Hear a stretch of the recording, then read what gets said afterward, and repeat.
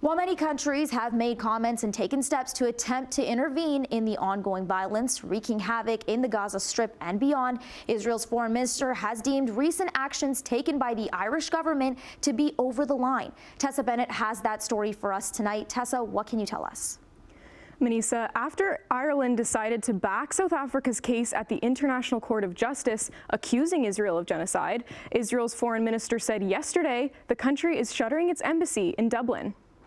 There obviously has been tremendous frustration in the Israeli government with the current government of Ireland, which indeed has taken probably the most anti-Israeli stance of any government in Europe, with the exception of that of Vladimir Putin at the United Nations and elsewhere.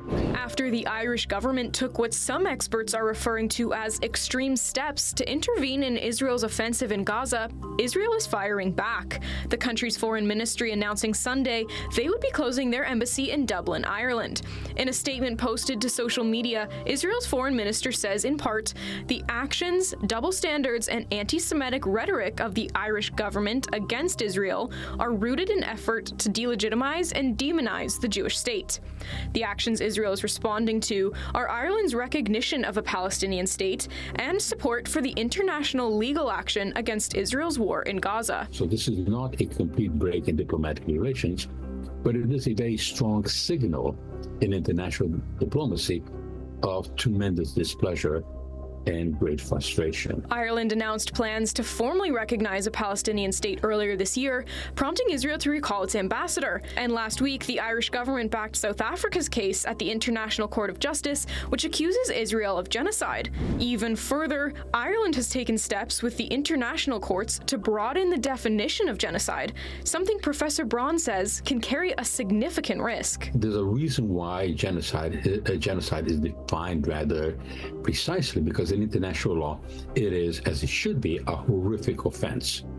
Now, if you broaden it, it can include just about anything.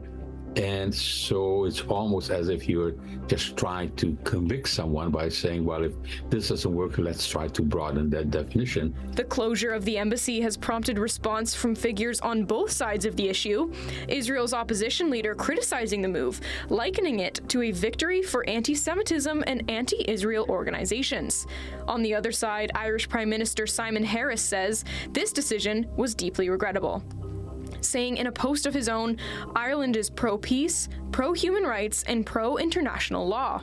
This action begs the question, should other international parties expect to receive the same treatment?